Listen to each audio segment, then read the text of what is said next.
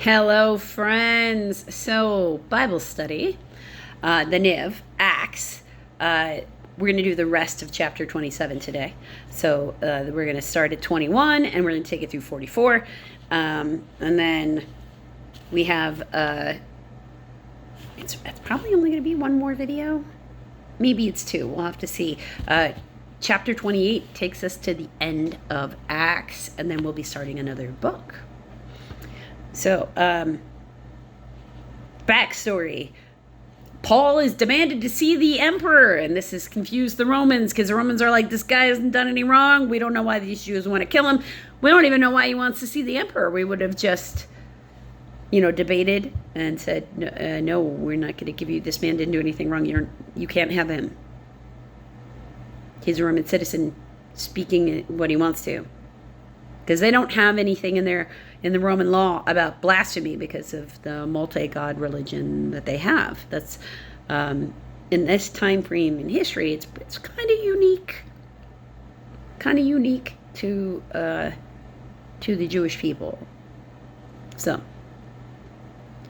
after the men had gone a long time without food, Paul stood up before them and said, "Men, you should have taken my advice to not sail from Crete. Then you would have spared yourself this damage and loss. But I now urge you to keep up your courage, because not one of you will be lost. Only the ship will be destroyed. Last night, an angel of God, whose I am and whom I serve, stood beside me and said, 'Do not be afraid, Paul. You must stand trial before Caesar. And God has graciously given you the lives of all who sail with you. So keep up your courage, men, for I have faith in God that it will happen just as he told me. Nevertheless, we must run aground on some island.'" Now, to be fair, if this were, something I were looking at in tarot or something like this, I would say this is the Tower moment. I feel like this was inevitable to happen because in reality, any one of us listen to the experienced sailor who owns the ship, Mr. Roman centurion, or listen to this Levitical Jew that you don't know knows anything at all about boats. And you're not familiar with his God. So, Christianity doesn't exist. We don't know what this centurion believes. They could believe in any number of types of Roman gods. They could be from anywhere around the world. Because that's how the Roman Empire worked. This next parable is called the Shipwreck. On the 14th night, we were still being driven across the Adriatic Sea, when about midnight the sailors sensed they were approaching land. Sensed it. You just got that feeling. They took soundings and found that the water was 120 feet deep. A short time later, they took soundings again and found that it was 90 feet deep. Fearing we would be dashed against the rocks, they dropped 4 anchors from the stern and prayed for daylight. In an attempt to escape from the ship, the sailors let the lifeboat down into the sea, pretending they were going to lower some anchors from the bow.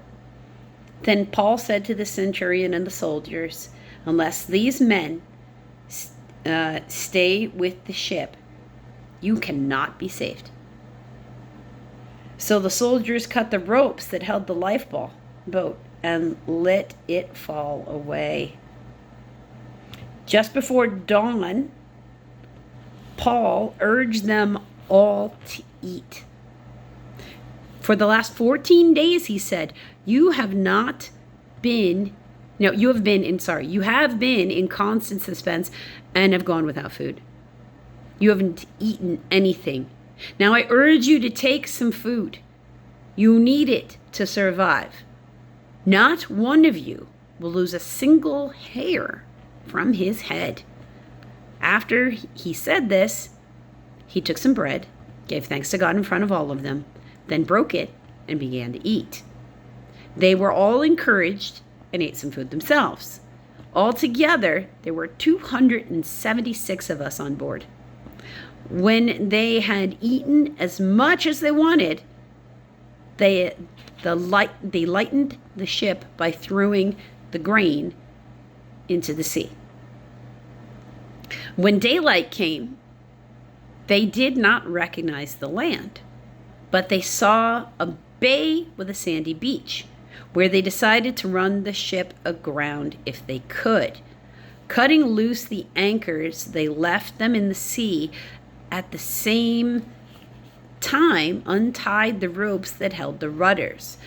Then they hoisted the foresail to the wind and made for the beach, but the ship struck a sandbar and ran aground. So they wanted to drag it peacefully up onto the sand, and instead the ship is damaged. The bow stuck fast and would not move, and the stern was broken to pieces by the pounding surf. So basically, they hit into something, and it kind of like, torques and moves, and so it's snapping things. Because also they have the wind sails, pushing this way, so they have a force pushing this way and a thing that's keeping them from, moving in that direction. The soldiers planned to kill the prisoners to prevent any of them from swimming away and escaping. But the centurion wanted to spare Paul's life and kept them from carrying out their plan.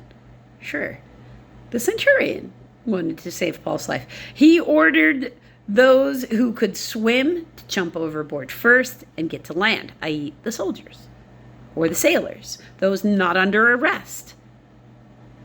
Swim now, you'll get there first. The rest were to get on planks, or to get there on planks or in pieces of the ship. This way, everyone reached land safely. So they're not going to die because they can just hold onto that board and it'll drift with the nature of the tide right onto shore. But the soldiers and the sailors will already be there to keep them from running away. Timing. Of course, this would be why the centurion is in charge and not the soldiers, right? So Paul decided, he did get told by, God, hey, no, we need you to talk to the Roman emperor. We're going to spare you. And we're going to spare all the people with you. Because we know that you wouldn't want them to die. So sometimes it's good to remember that sometimes, whether it's us or other people around us, sometimes there by the grace of God go we is strengthened by having the right people in the room with us. Because the right person could be the one that's carrying around a blessing that was bringing something glorious to your life that you may have thought was you. Or you could be that person for other people. You never know. You never know whose light in the darkness you are. And most likely those people who are the light in the darkness for you, unless you've told them, they don't know that they are. So let's remember to spread the love today. Because people in our world are there for a reason. Shining the light is what we're supposed to do anyway. So let's anchor, ground, and shine all in one day.